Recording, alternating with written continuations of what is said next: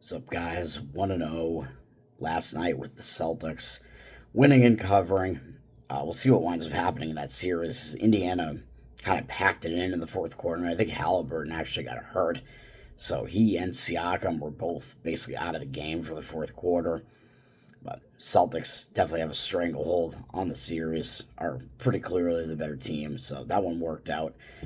Moving on to tonight, we do have one NHL game, which is game two in the Eastern Conference Finals, Florida and New York Rangers at New York. Florida won easily, kind of, in game one, 3-0, I think, which was a winner that I put out on the show.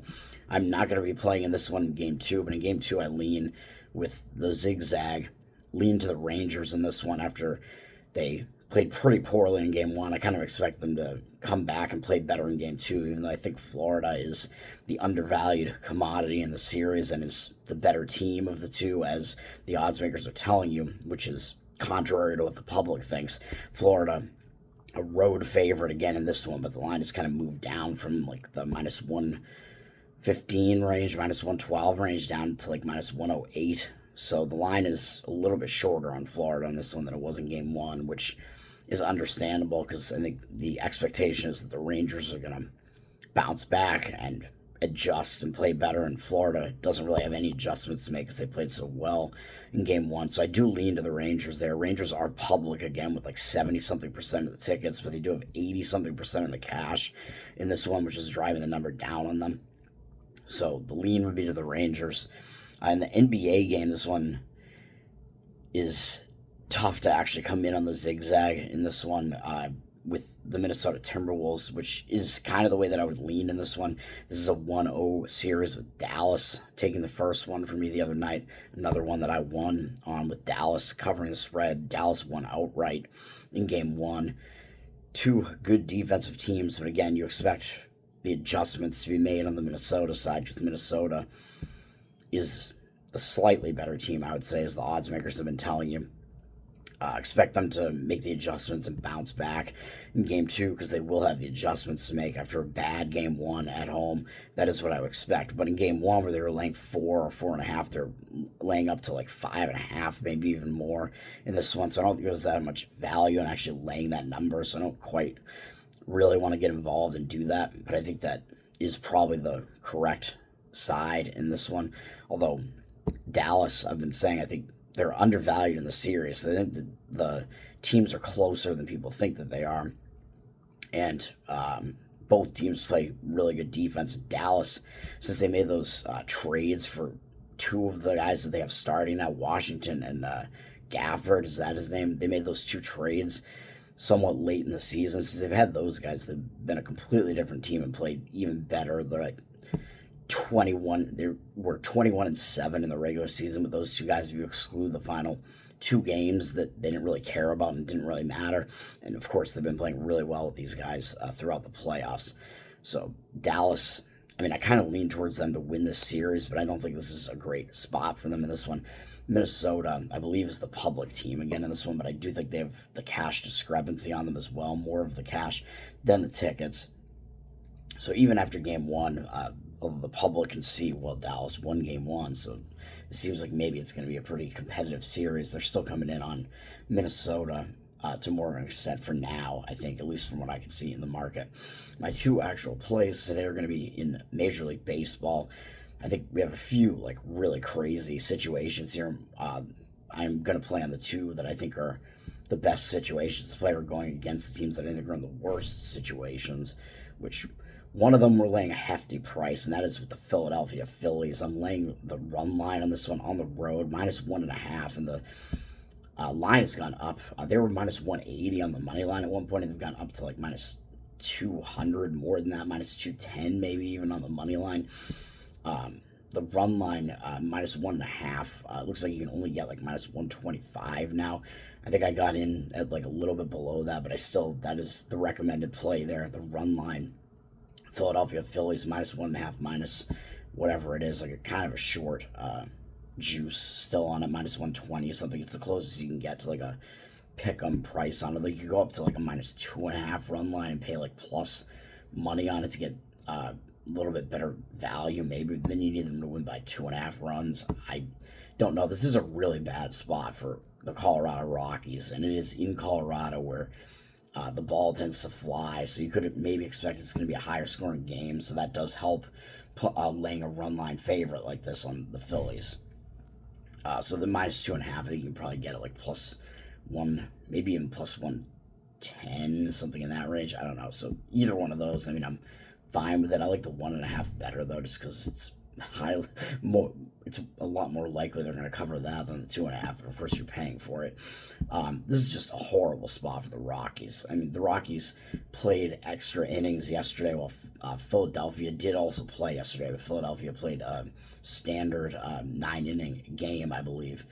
I believe they won. I forget who they even played, but I believe they won. They used 3 of their relievers, which is pretty normal. So I think Philly's bullpen is in kind of normal shape coming into this one. Whereas Colorado, they were on the road on the Pacific Coast. They played 3 straight series on the Pacific Coast, finishing up in Oakland. So that means this is a return home spot for Colorado, which is a spot that you tend to like to look to go against that team because they're going to be distracted coming back home. Colorado has to come into elevation after that, although that is their home stadium, so they are used to it, and both of these teams are having to shift into elevation for this one, so maybe that's a little bit of a wash, but Colorado returning home from 3 series on the Pacific Coast, it's got to be like a distracted return home spot. That's what it tends to be, of family life to get to, and Colorado doesn't have any time off in doing so either because they had to play yesterday, whereas at least Philadelphia, even though they also played yesterday, they're going out on the road. Philadelphia only used 3 relievers yesterday, but Colorado used 6 in an extra inning game. And it was not only just an extra inning game, it was a crazy extra inning game where they blew the game like repeatedly. I don't know how they're going to even like bounce back even like mentally from that, even though it was against the Oakland A's, and who really cares about the Oakland A's? But I think Colorado was winning that game 4-0 into the 8th inning. They blew the entire lead, allowed it to be tied and go into extra innings. They scored in the top of the 10th as well to take a 5-4 lead, then blew that. Then in the top of the 11th, I believe it went 11, Colorado scored 4 in the top of the 11th. So it's like, this game is over. You just won the game. You just scored 4 runs in the 11th. No, they allowed 5 runs in the bottom of the 11th and lost that game. I don't think I've ever seen anything like that. It's just unbelievable to repeatedly blow a game like that, and including blowing a 4-run lead in the 8th inning and then blowing another 4-run lead after blowing a 1-run lead in the 10th, blowing a 4-run lead in the 11th too. That's just total insanity. I mean, this Colorado pitching staff is not very good, and they used 6 of their relief pitchers yesterday, so their relief staff is going to be burned out coming into this one. Philly's in much better shape. Philly's the better team. Colorado's in the distracted return home spot. I mean, it's a spot to play against Colorado for sure, even though you're laying a lot of wood with this one, a lot of lumber with Philly. The price is justified because it's just a horrible spot, and Philly's the way better team, and they have the better of the starting pitching matchup with Christopher Sanchez going, even though I don't like his whip this season. His ERA is good, like in the 3s, and his whip is terrible in like the 1.4s, which would indicate his ERA should be higher. But in this spot, I'm still going to take him because even though his whip sucks, and I expect his ERA to regress because of that, his numbers against Colorado are good. Their hitters are 6 for 32 off in lifetime, so it's below a 200 batting average, whereas Colorado has Ty Black making the start. His numbers are worse than Sanchez's, including his whip, I believe. His ERA in the 5s, his whip is like north of 1.4, so they both have bad whips, but Black is definitely the worst pitcher if you just look at their overall stats. And versus Philly, his stats are worse too. They're something in the ballpark of 11 for 29 off him or something like that. It's like a 345 opponent batting average lifetime. So we have decent sample sizes to work with these opposing lineups against these pitchers too. So that's play 1. Play 2 is going to be a lot easier to stomach probably, although we are playing on 2 road favorites who are the more public and better teams. By the way, I should say, all the games I'm talking about here, we're on like the side that is public, but there is more of the cash on that side than the amount of tickets. So that is the case with Philadelphia as well, and it's the case with the other game I'm going to be on, the New York Yankees. I mean, when do you get value playing on the team that's clearly the better team like this? And in this case, playing on the New York Yankees, usually you won't find value on the Yankees, but in this spot, I think you do because I think San Diego's actually being a little bit overvalued because they have the more known, like better pitcher pitching in Yu Darvish, which I'll get to in a minute. I don't think that's actually an advantage for San Diego here, but also San Diego played yesterday. They're returning home from a road trip as well, but I think it's only a 2-series road trip. But they played yesterday and they went into extra innings and won in Cincinnati. So they're not in a good spot, returning home from that trip, whereas the Yankees, I believe, had the day off and played against Seattle. I would have to look and see. I know that San Diego used like 4 relief pitchers yesterday in their extra inning game, so they're in the worst rest spot either way. I'd have to double check this, but I think the Yankees had the day off yesterday, and they're coming out of a series where I believe they either split the series with Seattle, if it was a 2-2 series, or they won the series 2-1. I can't remember. They're just carrying some momentum out on the road, which I think is fine. They beat Seattle the last 2 games, I think, and they're taking that out on the road now, which I think is a fine thing to do, even though they're having to go out to the Pacific Coast. I mean, San Diego's also having to return to the Pacific Coast from Cincinnati, and they played yesterday, so the travel spot isn't really an edge, I don't think, one way or the other, but San Diego's also in that spot where they're going to be returning home, like I just said with Colorado. It tends to be a distracted spot, like you have family life to deal with, stuff like that, so that tends to not be a very good spot. And looking at the starting pitching matchup, on the surface, it might look like San Diego has the better of it because they have Yu Darvish pitching, and he's been pitching really well so far this year. His stats are good, like a 2-something ERA, I think, and his whip is below 1. That's all very good.